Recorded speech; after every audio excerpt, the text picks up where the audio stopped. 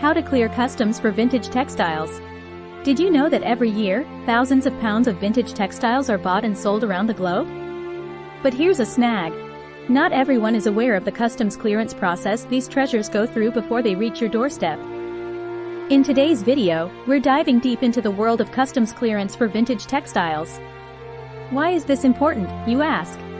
Well, whether you're a collector, a small business owner, or just someone who loves vintage fabric, understanding this process can save you a lot of time, money, and headaches. So, let's get right into it. First up, what exactly is customs clearance? In simple terms, it's the process of getting permission to move goods into or out of a country.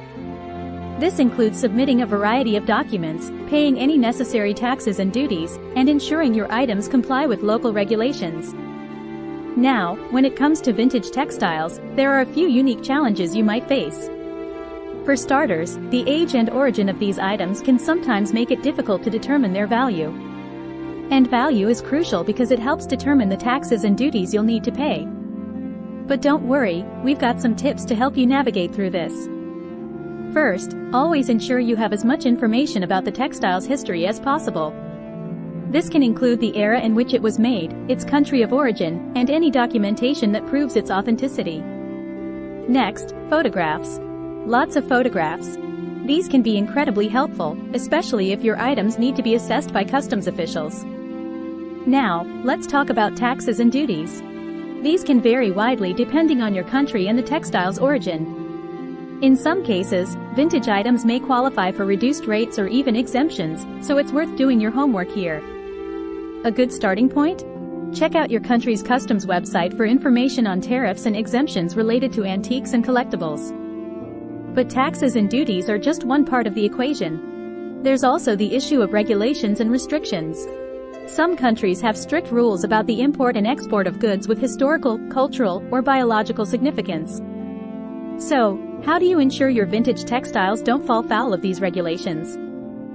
First, familiarize yourself with the CITES agreement if your textiles include any material from endangered species.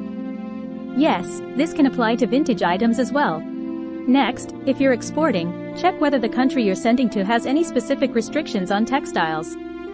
Sometimes, a simple wash or fumigation is all that's needed to comply with these regulations. But enough about the challenges. What about the stories? Every vintage textile has a history, a journey it's been on.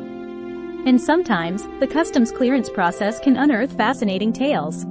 I once heard about a shipment of 1920s flapper dresses that got held up in customs. Turns out, they were originally owned by a famous Broadway actress. The documentation and provenance that got dug up to clear them through customs only added to their value and mystique. So remember, while the process might seem daunting, it's also an opportunity to uncover and preserve the stories behind these beautiful items. Now, I'd love to hear from you. Have you ever had to navigate the customs process with vintage textiles? What was your experience like? Share your stories in the comments below. And if you found this video helpful, don't forget to like, share, and subscribe. That way, you won't miss out on any future tips, tricks, and tales from the world of vintage collections. Thanks for watching. I'll see you in the next video.